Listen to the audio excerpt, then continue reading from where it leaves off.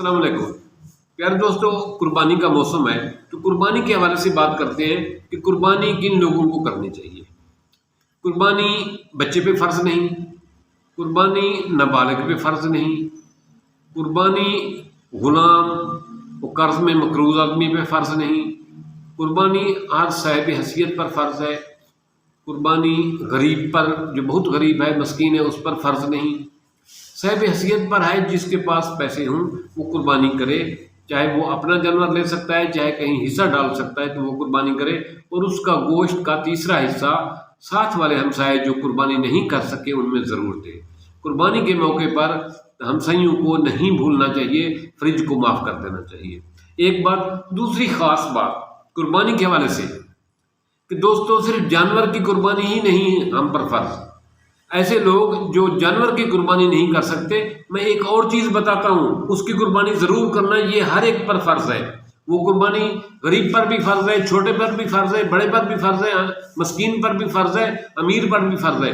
वो कुर्बानी है नफ़रतों को कुर्बान करना।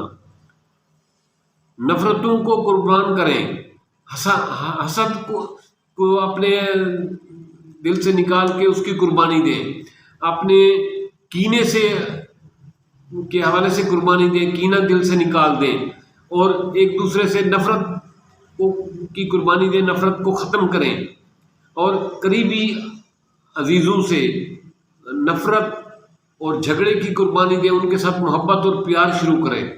तो असल कुर्बानी तो ये है कि इस दिन हम ये अहद करें कि हमारे अंदर जितनी रंजिश है, जितनी बुराइयां हैं, हमें वो अपनी कुर्बान कर देनी चाहिए अपनी अना पर, अपनी आदत पर।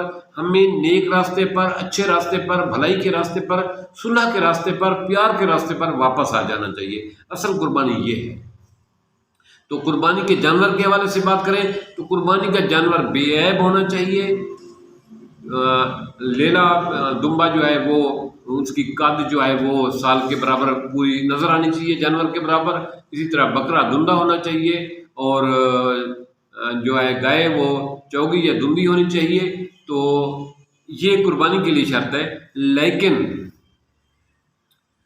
कुर्बानी के लिए ये भी शर्त है कि कुर्बानी के जानवर के लिए जो पैसे आप खर्च कर रहे हैं वो जानवर ही बेऐब नहीं होना चाहिए, आपकी वो रकम भी बेऐब होनी चाहिए जिसको जानवर को खरीदने के लिए आप जो रकम इस्तेमाल कर रहे हैं।